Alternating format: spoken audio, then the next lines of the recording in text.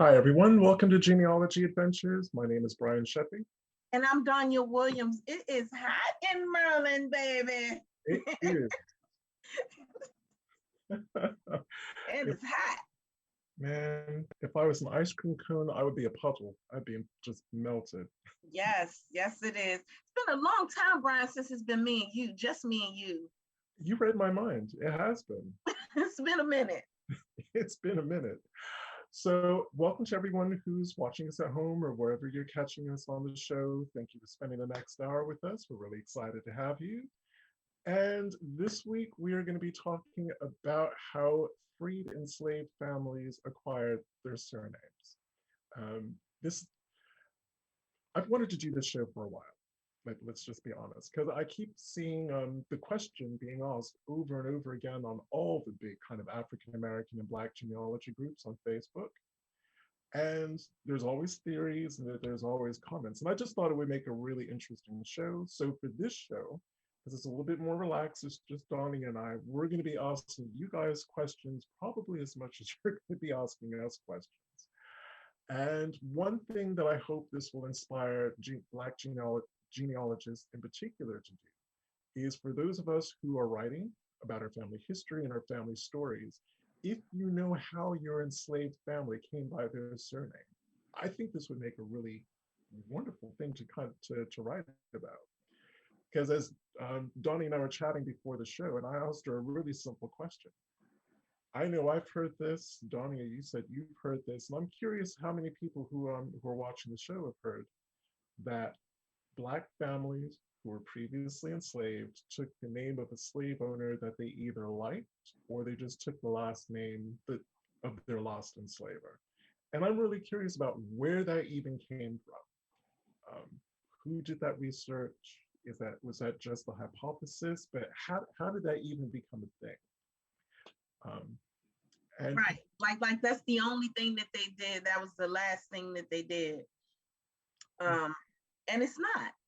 No, and it's something that I would really, really like to research. And in particular, did this come from Black families themselves? Were they ever asked? Or did this come from perhaps white people who were uncomfortable about why so many enslaved families shared the same names as white families? So obviously our surnames had to come from somewhere. And what I can say from my own direct ancestry is my ancestors, and I did a mental inventory before the show, but my ancestors took the names that were biologically theirs to take. So no, they were not African names, they are not African surnames, but that's because all of my enslaved lines end with a Black woman, mostly a Black woman and a white enslaver. Every once in a blue moon, it's a white woman who's having children either with a free man of color or an enslaved man, but they're not married. So the children took her surname. But even then, they're still taking names that are biologically theirs to take.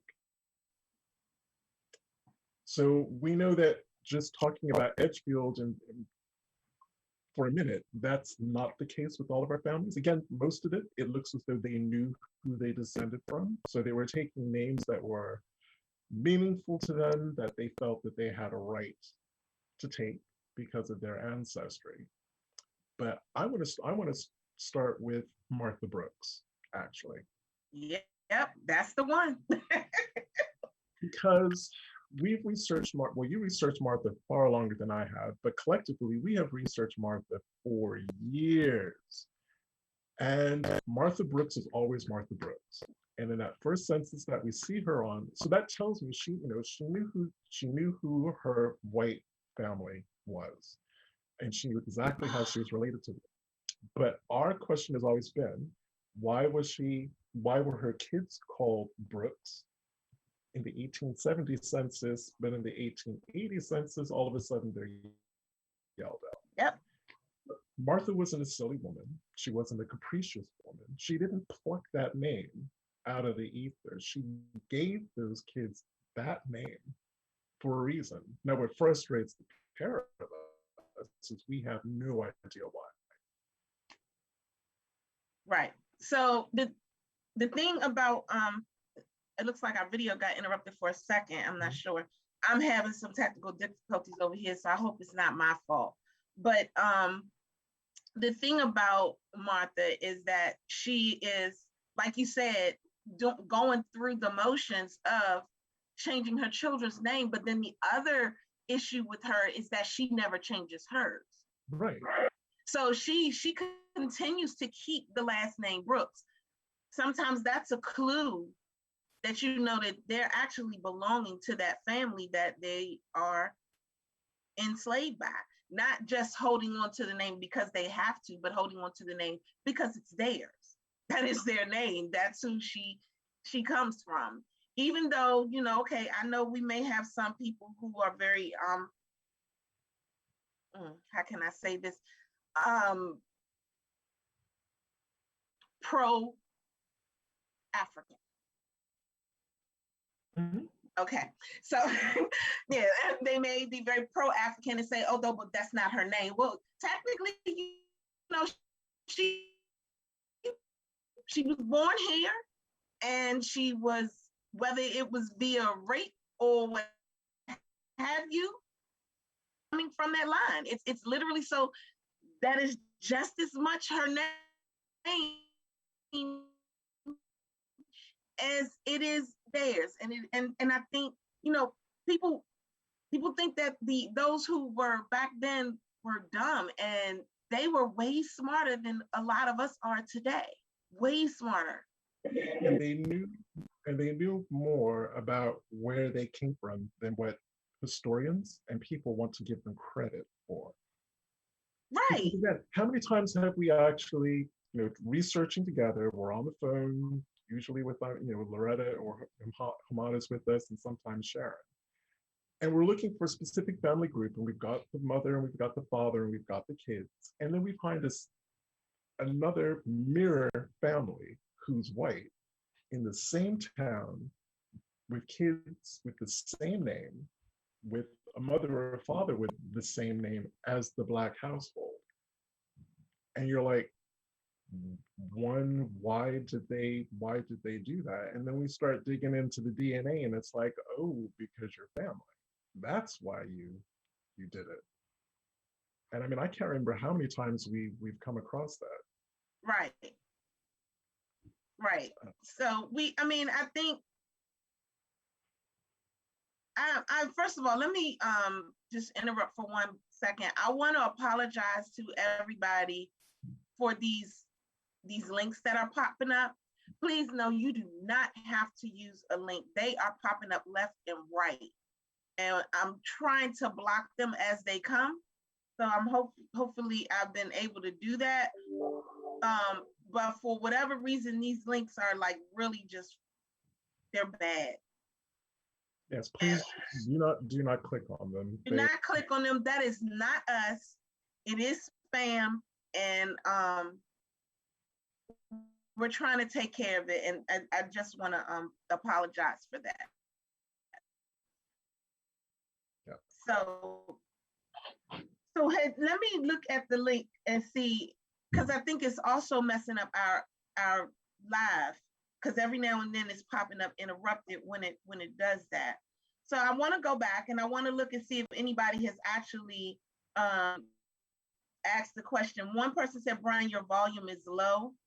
So I know that, but somebody did click. Don't click them. Don't click them. If you can see it, you didn't have to click it. You're already watching us. If you can see it, you don't have to click it. So while you're kind of doing whack-a-mole with these spam, yeah, because they're messing with our sound and everything. I'm reading these things, and some people are saying that the sound is choppy, and I just want to apologize for all of that. Yeah, as long as they stay on the Facebook, it should be fine. Whatever link they're sending them to, just people don't click on those. We're fine here on Facebook.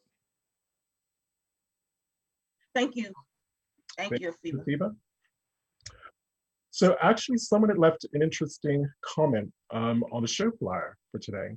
And they were saying, well, slaves had to take the surname of their enslaver. That's not necessarily true. I do have an example. So we have James Henry Hammond, governor of South Carolina, from Edgefield, who insisted that his enslaved people they had to take the Hammond surname. Well, come 1870, when we see the vast majority of his enslaved people, 95% of them dropped Hammond. So clearly they were like, no, we're not Hammonds. We're not Hammonds at all. We know who our ancestors were. So all of a sudden you start seeing other names besides Hammond. So I can agree to that to a point, but even then, I mean, I've done deep research in the colonial period with enslaved people, and there are surnames. It doesn't happen particularly often, but you do see enslaved people mentioned in an estate inventory or will with the last name. That's how I got some spectacular leads on my enslaved Crump family in Virginia. They're there with their surnames. Now, whether or not they were biologically Crumped, I don't know. But again, seeing an enslaved person with a surname in an inventory or will in the slavery period, I'm not going to say it's an everyday thing, but it's not necessarily an uncommon thing either.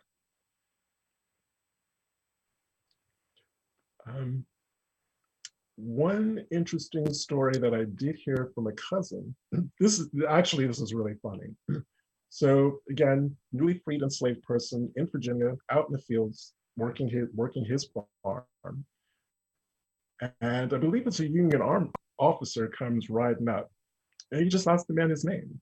So according to my cousin, the guy kind of thought for a second, and he knew who his father was. His father was his enslaver, but he absolutely hated his father. So because he was actually standing in an onion field, he said, "Onion, my name is John Onion." And that's how that family got that last hilarious. name. That's hilarious. And the one thing that I wonder is it just like that for Black people? Is it just for us? Because I'm telling y'all the names in the DAR are amazing. I mean, those names that are coming up, that are popping up, that I'm seeing for these overall patriots, you guys, you can imagine, like, one is like it's just a whole bunch of letters. And I'm like, where did it come from? Where did they did that? In other words, did the same thing happen in Europe before they came over here as far as how they got their names? I just know it couldn't be just for us. That's impossible. That's just impossible. No, that is a good question.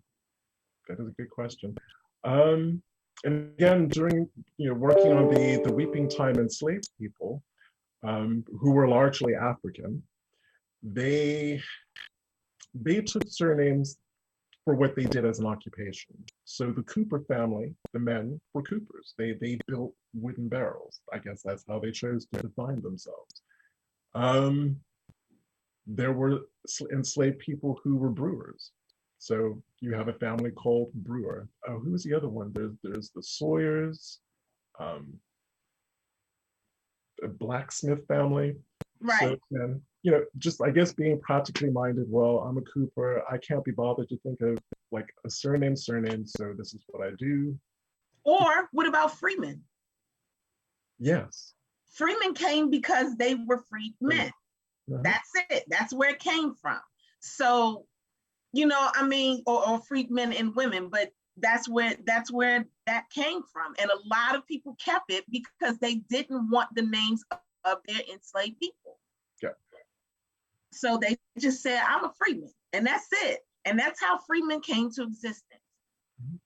Mm-hmm. So we have to really pay attention to what's going on around us and or what's going on around our families to actually figure out those surnames and where they're coming from. Again, in terms of research, that can be your clue.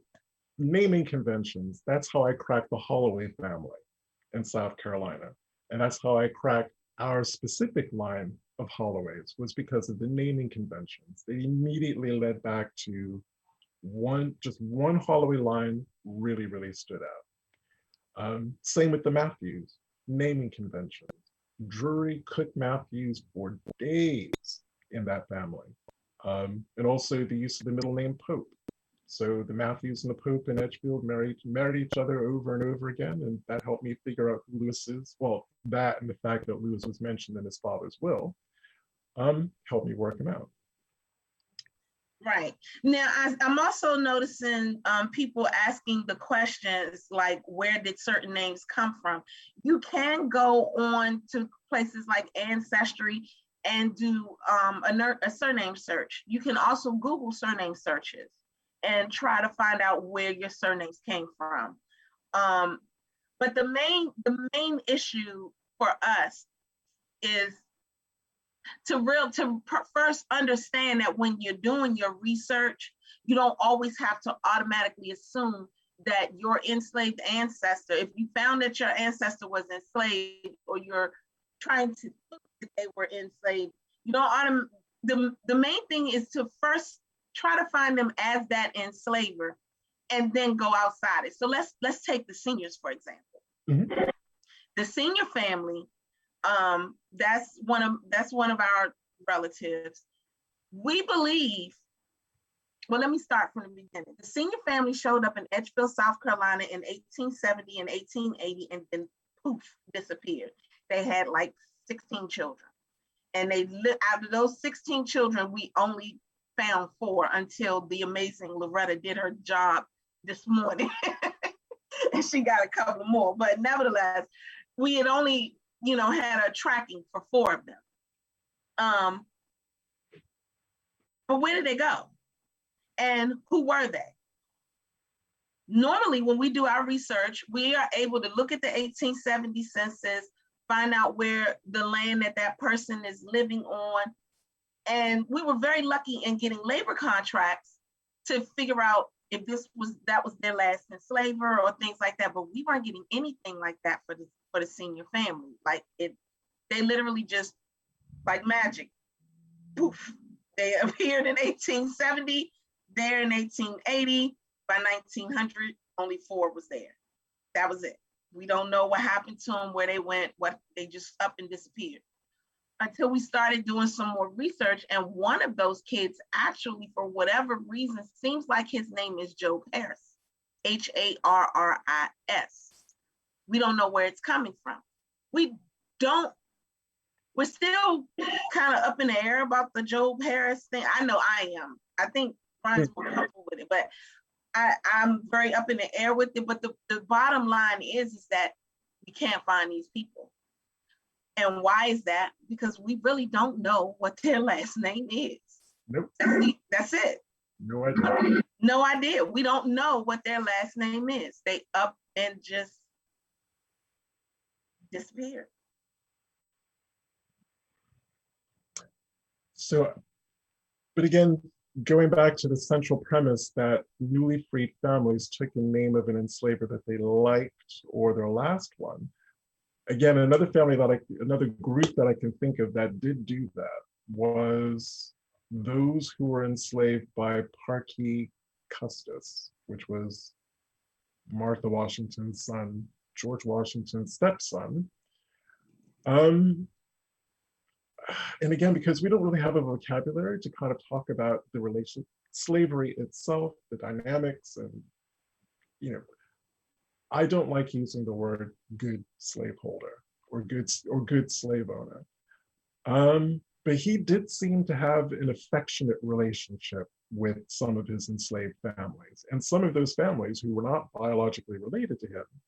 Right. They did take the name Custis, or some of them took the name Lee, because Robert E. Lee was his son-in-law. So Robert E. Lee would have technically, well, not technically, he was their last enslaver. So some of them actually, some of them went by Custis, and some of them went by Lee. But they were they were in the minority. So it's not to say that that never happened. I can't even qualify it because I've been looking for studies. I've been trying to find any kind of writing on the subject, and I can't find anything. So I have no idea how usual or unusual what they did was. So let me answer. There's one question that says, how should Daphne Robinson's asks, so how should this direct our research?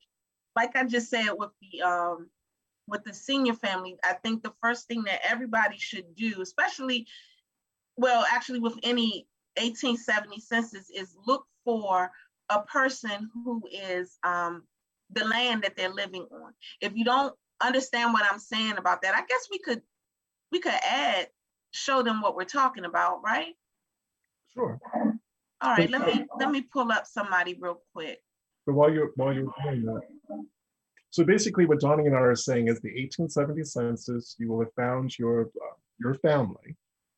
First thing you want to do is to see whether or not they own the land or they were renting. You can tell that if it'll say real estate and there should be a figure in that box. If there's no figure in that box, then the chances are they did not own the land that they were living on. So you have to figure out, well, whose land are they living on? And you usually scroll up and not down, but usually scroll up till you get to the first kind of real estate value. Look at look at the name that's attached to that value. And again, using well, actually, whether it's Virginia or North Carolina or South Carolina, it's the same. 9 times out of 10 in my own genealogy, it's been a white enslaving family. I know the perfect family to use too. Burrell Yeldell. Yes. Yeah, no, he was good. That's the perfect one to use because so I'm gonna share my screen so you guys can see this. All right. So this is Burrell Yeldell in the 1870 census. And this is one of my family. And if you scroll up, I will first, before I show you this, see this area where it's talking about value of real estate and value of personal estate and these numbers here. This is what Brian and I are talking about. This is how you know who owns the land. So if you look, this is the land that Burrell is on. He's actually on this guy's land. His name is John White. Now we were able to go to Family Search and then go and find a labor contract for John White. And when we did that, not only did we find Burrell on the labor contract, but we found Burrell with all of his children just kind of listed, and with their not necessarily listing their wives' names, but if their children were, I'm gonna say around 12 or older, their children's names were listed. I mean, when I tell you all of everything, everybody was there on that labor contract. So that meant that more than likely, this could have been the last person. And then if that was the last person he was enslaved by, he may carry that last name or he might have changed it. But here's the thing about Burrell. We already know that Burrell, because of DNA, that Burrell is a direct connection to the white Yeldell. That's what we know. But this was how we started, because I saw somebody say up here that they were so confused. So I hope they say how they're confused. But this was how we started. We started by looking at these value estates. So go back to your 1870 census and look at the first white person's land that your Black family members are staying on. And once you find them, you go and you click on Family Search and you look for that white person. This is where a lot of Black people are gonna get mad, because they don't want to look for the white people. They only want to look for the Black people. And unfortunately, if I can just jump in for a second. So you're specifically looking for a set of documents on Family Search called the Freedmen Bureau's labor contracts. Right. Yeah. Right. So I'm gonna show you guys a labor contract that we pulled. I can't. It's not there. because I have to redo my, I can't. I do have a labor contract, but it wouldn't be for them, and I don't want to confuse it. But nevertheless, the once you find those labor contracts, they will tell you, you could guess that that was the last land that they lived on. And now they are still living there, but now they're living there being quote unquote paid. If that makes sense. Did that make sense, Brian, what I said? Makes sense. Okay. Okay. So somebody said that makes more sense to me. Okay, good, cool. So that's how we end up that's how we start that search. Because I saw somebody ask, how do you start that search? That's how you start that search. And like our Harling ancestor is living on his father, David K. Harling's land. So the fact that you have a formerly enslaved person with the name Harling, again, with very popular names that appeared in the white side of the family, he's living there as a sharecropper on his dad's land. And then, of course, there was a labor contract with them, but then DNA sealed the deal. Right. They're like, okay, David Harling is your father, and that's why you took the Harling surname. Right. Now, where it's going to get tricky for people is where someone who was enslaved detested their enslaving family so much that they didn't use that name. I've got a case of 2 Abernathy's in Halifax, North Carolina, who knew exactly who their father was. Sorry, they didn't use Abernathy. They actually used the Rohn, R-H-O-N-E surname, but they were biologically Abernathy's. They hated him so much, they refused to take the name. Now, why they chose Rohn is anyone's guess. There is not a Rohn family in that county, but that's the name that they took. So whether their mother was a Rohn, we just don't know. Right. I'm so upset that some people are clicking the feed. Please don't click the feed, because you got some people who are, our sentences are repeating.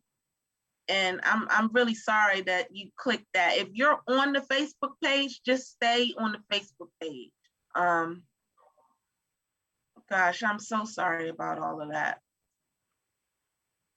Okay, so go ahead, Brian. Oh, that was it. Oh, so then the next thing, so now we're taking the next steps.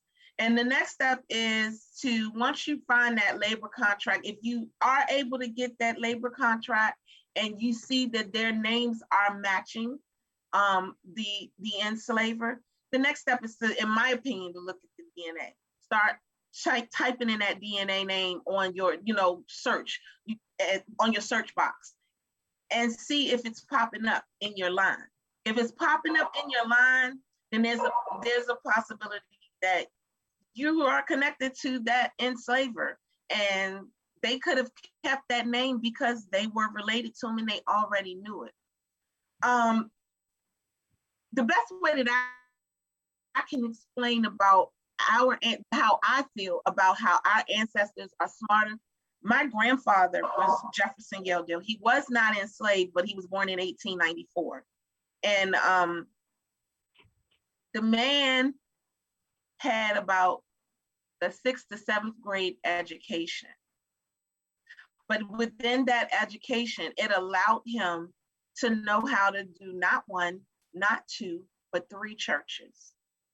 That 2 of them are still in existence today. He had a business savvy about him, and he only had a 6th grade education. So if they are able to make those types of moves with just a 6th grade education, they were already ready to do, and they already had their mindset on how to make waves for us to be where we are today. Does that make sense? But while you were speaking, one thing that I realized is the majority of our South Carolina family weren't broken apart. they were in as much as I give Bessie to my daughter Anne, and I give Tony to my son Thomas. You know, they were broken up, but they were kept within the same enslaving families. And I have a feeling that that may be a factor because they knew who they were. You know, they would have grown up having at least one parent with them. So, you know, hearing the story about grandma, granddad, and, you know, all of, you know, these are the people that you come from, kind of a thing. So I'm just thinking that maybe we have to factor that in too. Yeah. Like I said, if you were an infant or a small child and you were sold away from your mother and you went to a different county or a different state, like what we were reading in that Charlotte Brooks book, you're not going to have any clue who you are, who you come from, much less where you come from. So I guess that would pose some unique challenges in terms of coming up with a surname. Right. So I see where someone, where she said where they said it was confused. Wadia Nelson, she got confused when I said type in the DNA. So what I mean by that, and I'm going to show you what I mean by that. Let's take the settle's name. My mom is a Yeldell, right? And because my mother is a Yeldell, she was having all these settles pop up. And I never understood why until we found out that her great grandmother was actually a settle. But what I mean by typing in the DNA, I mean like this. So I'm getting ready to share my screen again with you so that you know what I mean by that. So basically, on your DNA with Ancestry, you have this search button. If you click on that search button, you can type in a name. You can type in the name in 2 spaces or the location in the last place. Name, just simply put it in and see what pops up. And when you hit search, notice all of these people are connected to settles. Now, when you say match name, it's actually going by the name of the person or possible or who it's managed by. They got settles in their name. But if you typed in the name settles in this area, this is matching everyone who has settles on their tree. So my mom has several settles because she is a settles. And that's what I mean by that. So I hope that explained what I was talking about. And actually, I have another really good example.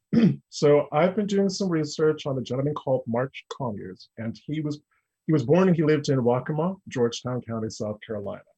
So in 1870, he is down as March Hassel or Hazel, because it's the same family and it's spelled 2 different ways.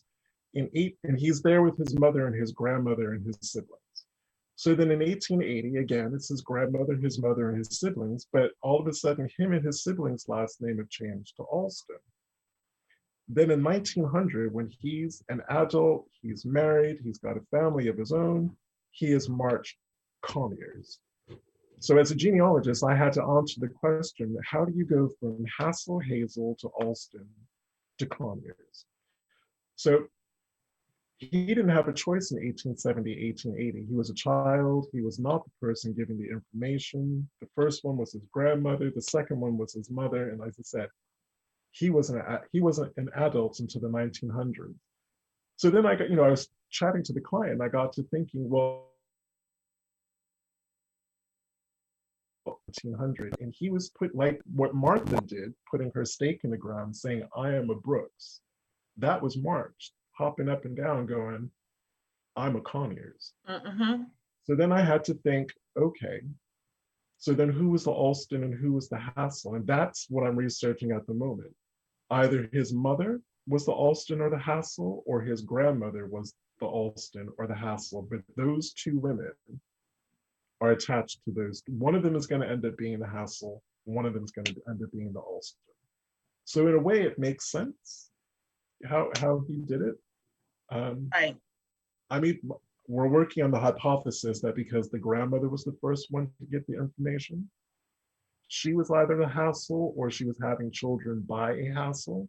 Mhm. Meant that March's mother was the Ulster, or she was having children with, well, no, because he is biologically a Conyers, but there was a reason for it. And you know me, Donnie, you know kind of how I think and how I tend to get kind of really latched on to something. I am determined to figure this out. Right. In as much as to give his mother and his grandmother their rightful names. Right. So another question was asked on how do you search for the labor contracts. I want to make sure I'm doing this right before I show it to you guys. If you open up Google, and the person can do this as I'm saying it, open up a tab, use Safari, Google, whatever your browser choice is, type in Freedman's labor contract, comma, family search, and it will take you straight to that database. Right. So I have the right thing. So this is what I'm getting ready to do. So basically, just a quick, since we're doing like brief, just showing brief stuff. This is family search page. And because this is the family search page, basically, I just typed in Lemuel Brooks. This is the land that my great-great-grandmother, Martha, the last person she was sold to. So I know that he was the last person he was sold to. I knew what his name was and where he was born. So I put in that. And once I put that in, I clicked on collections. I hope you guys are writing this down. And I clicked on collections. And then I scrolled down until I got to what Brian was talking about. Now this has different ones, but I want this one, the labor contract. And as you can see, these are all purple because I've clicked on them before.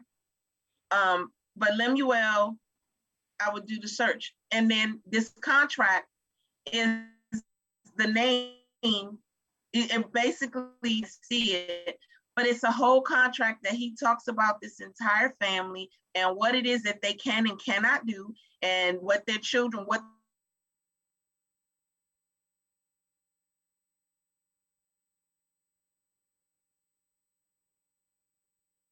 so they mark that X. These are all people that were connected to the Brooks family. I confirmed it from his slave inventory that he had, and I was able to definitely get it all out. And I realized that this contract was just a after slavery ended type of thing. So these people, they all were now quote unquote employed by him. And that's how I found my great-great-grandmother. Actually, this is a really good one to show because the person that Donnie is talking about, Lemuel, and all of these people lived in Edgefield, but the contract itself was filed in a town called Aiken. So you have to, basically these contracts won't necessarily be filed in a town or the county that you're researching. They will be filed in the next largest town or I guess Aiken was just more populous than the Edgefield. Yeah. So Lachelle, I hope that we're helping because you were the one that wrote. I'm so confused. First of all, I want to thank you guys because you guys are just popping these questions in left and right to the point where I'm having I'm trying to keep up. So Lachelle, I hope that this helped because then you was like, I'm confused about everything. And that's why I wanted to go back and show that. And then Dana Wilson says, so if there is an amount in the real estate and personal estate value on the 1870 census, what does that mean again? It means that it's not about what it means. First of all, you got to look and make sure that that's a white person. It's probably their land that it's on. That's what it means. It means they own that land. But if it's not family, then that means that they own the land that they were on, and you should start looking for those land records. Right. Find out, when they bought their land, how much it was, who they bought it from, Right. Did you freeze? Oh No. no, I thought you froze. So I'm still going through these questions. Thank you so much. You guys are popping them in. And Wendy said, I think that is common for South Carolina families in so many ways. Yes. God, yes. So, but after that, this is where you can start deciphering whether or not once you've done, in our opinion, once you start doing your, taking those particular steps, you can start deciphering on whether or not they took their name because they had to, or they took their name because they wanted to. And then another thing that people need to realize is that after the Civil War ended, they had a choice. They were told, you can keep this name or you can choose another name. So sometimes you may not even come to the position of finding out why they have that last name. You know, it was an entire choice for that. Because they could say, oh yeah, well, I want to be Mitchell. And Mitchell has nothing to do with them. And you're looking around for a Mitchell slave family like my seniors. Why are they seniors? Where did it come from? There is not one white enslaving senior family in the Edgefield area. Not one. But I've seen the last name senior in Europe. I've seen a lot of UK census records with that last name. But why does my family have that last name? I have no clue. And you've seen it in Barbados too. Right. Oh yeah, but they're also, they're definitely Caribbean, Barbados, Jamaica, Bahamas, but they're not in Edgefield. Yeah. They're not in Edgefield. So, well, Pamela Boyd says everything is so small, you can't see it. Pictures speak a lot of words. Yes, they do, but I wasn't really trying to give you a picture. I was actually trying to show you how to go about doing it. And that's why I, stated that it was small. And that's why I said, I hope you guys are, writing it down, because those were the directions those are ways that we find out as far as who our enslaved ancestors are or are not. So I just wanted to put that out there. And I guess with Moses, it was a little bit different because, again, when we're doing our research, you have to really pay attention to what the enslavers were saying in their probate records about specific enslaved people. And again, same with Martha. With Moses Williams the Elder, it was written in the will he was supposed to go to his nephew or his cousin, I can't remember who, but Davis Williams. And there was a codicil that said if for any reason Moses was unhappy with his enslavement with Davis, he could choose for himself. And he was the only enslaved person out of a list of almost 250 people that had that option. Yes. Be able to choose for himself. Martha was handled differently. She was mentioned in a memo. Donegan can tell you more about that. Yeah, she was, so with Martha Brooks originally was first found with her, I'm saying her grandfather, Whitfield Brooks. And then after she was found with Whitfield, he, in his will, a part of his will stated that he would leave a memo to his wife. No one knows what that memo is. That's the one thing that I haven't had, with a certain number of about 29 enslaved people. And she had to do special things for them. These were folks who probably were related to him in one way or another, whether it be child, grandchild, sibling, what have you, that he was like, she had to take care of them and give them gifts annually. Well, she didn't keep any of them. She gave them all to her children. She was like, I'm not doing that. But that's the memo that he was talking about. But one of the things that Brian, when he was talking about Moses, and he said the land records and land deeds and the probate records, this is why we had to do well, I'm not gonna say we, I'm gonna say Brian, because again, I will forever say that Brian made me do the research on Moses. I don't care how much, how good we are at doing it, he made me do it. So this, for example, shows, no, that's the wrong one.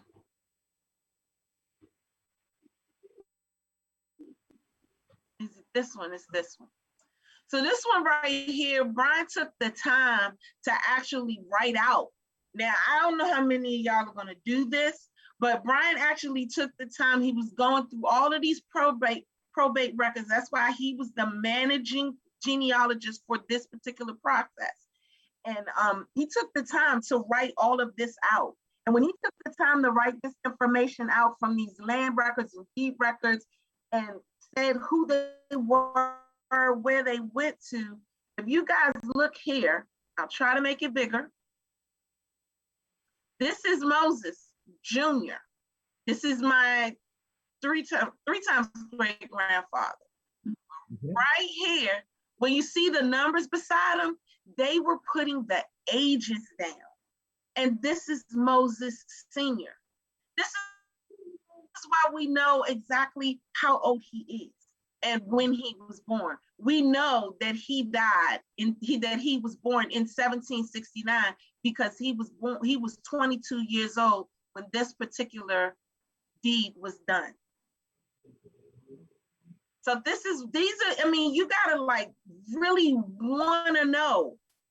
You gotta wanna know how to do these things if you wanna pull and find your family's name. Like we do not play around. We wanna dig it all out. So someone asked, how do we hire you guys?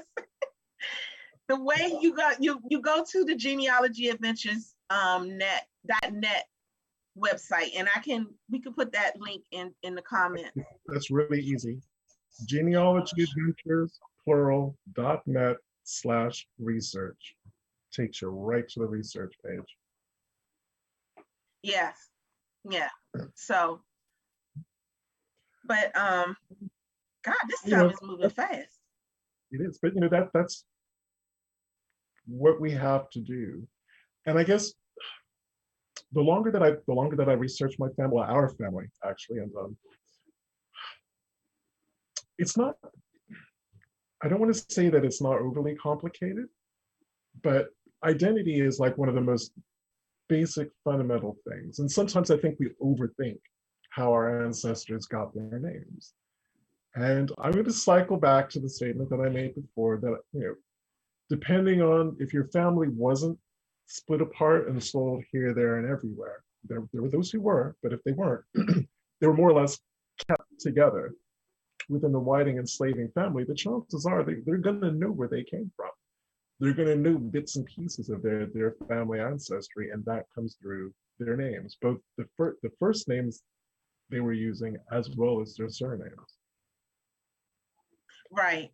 And let me just say this, because I'm reading through some of the comments. And another thing I want to say is this: if you are having problems viewing the show, it'll be straight on our YouTube page on Monday, and you'll be able to replay it. Brian may be able to. It'll be on the YouTube page on Monday. So, and I do apologize for anything, and you can write your questions down and hopefully it will help. So I don't know, they really got to us this time. And I'm seeing all these Brookses up here. Y'all from Edgefield? And then another lady asked if having the papers from the slave owners, does it help? Yes, ma'am. Yes, it does. It helps a lot. And if you want to donate there, and if you want to donate anonymously or what have you, there is a group called Beyond Kin that allows you to help do those types of things, to be able to donate your papers. Mm-hmm. So that is beyondkin.org, or if you're on Facebook, you can look up their Facebook group, which is, again, Beyond Kin. Wow, now here's a good question for you, Brian. I'm gonna say for you, because I've never come across this one. What if they were enslaved before 1800 and were freed by 1820s. Same process. You've got, I can't remember his name, but you had a really huge enslaver in Westmoreland County, I believe, Virginia. You had a Pleasance and a Jordan.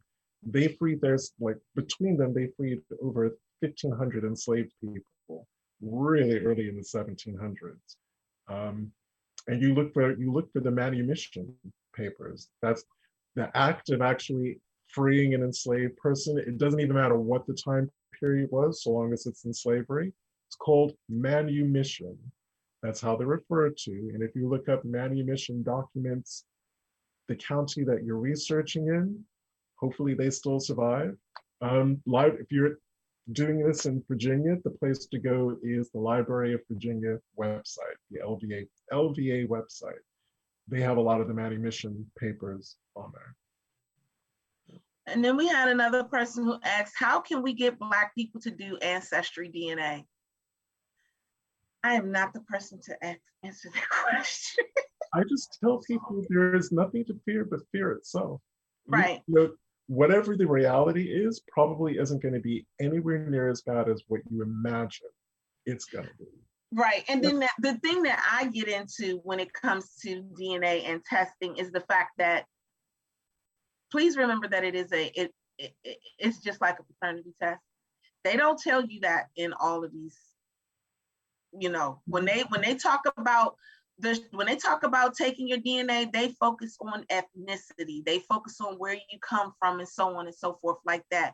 And these people get completely and totally upset when you start finding out things that you did not want to know. Like, I have a sibling, or my daddy ain't my daddy, or, it's just, you start finding those things out. So please know this.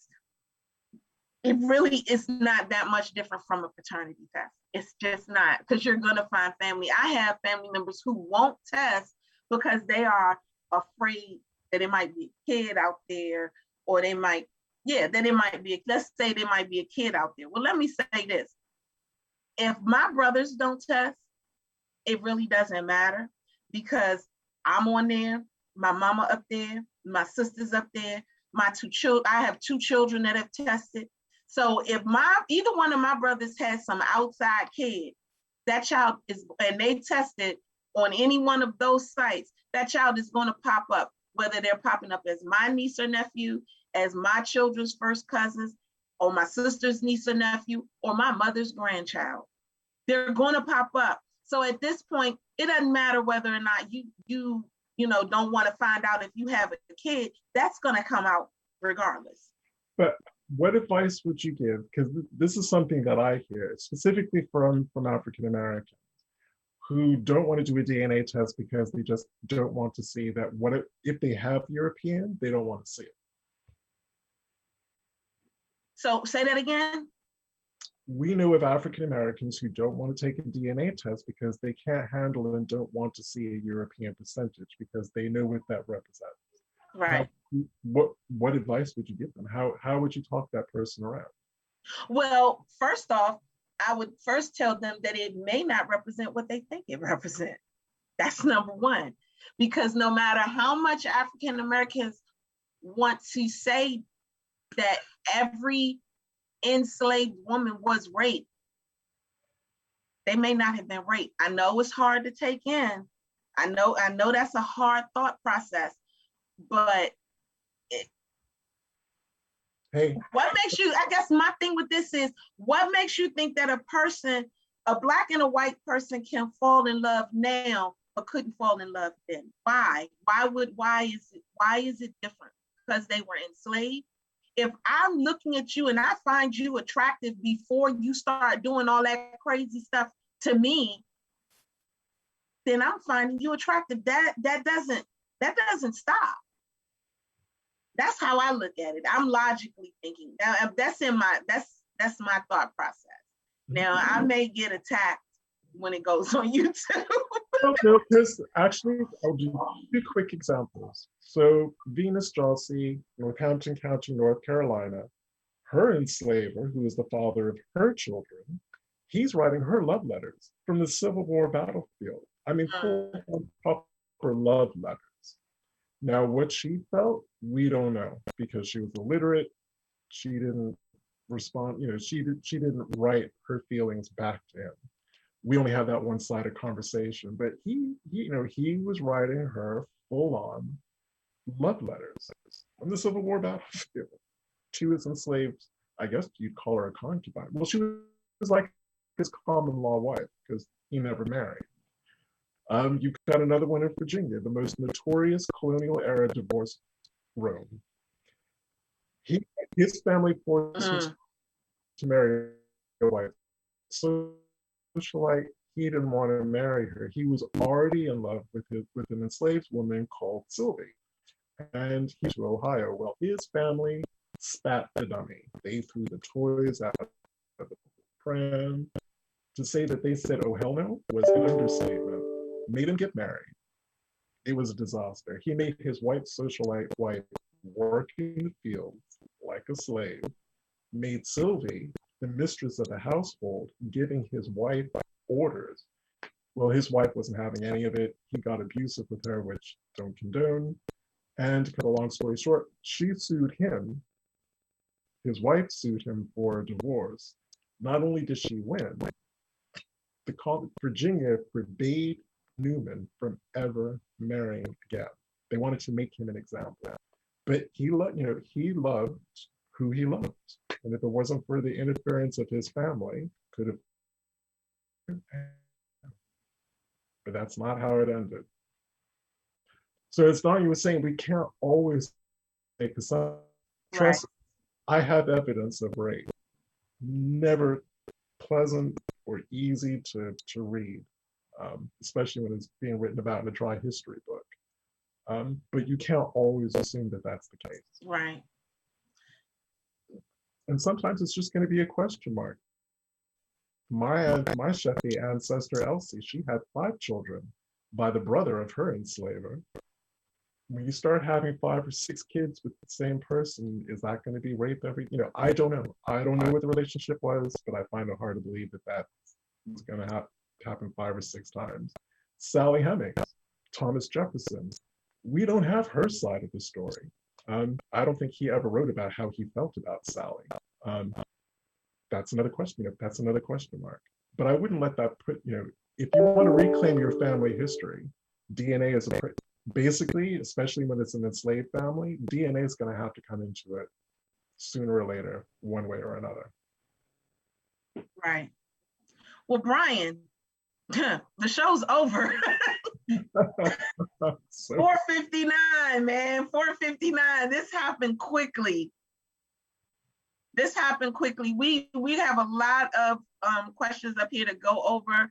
I'm so glad you guys enjoyed this show. It looks like that, a lot of people found some folks up here in the process, and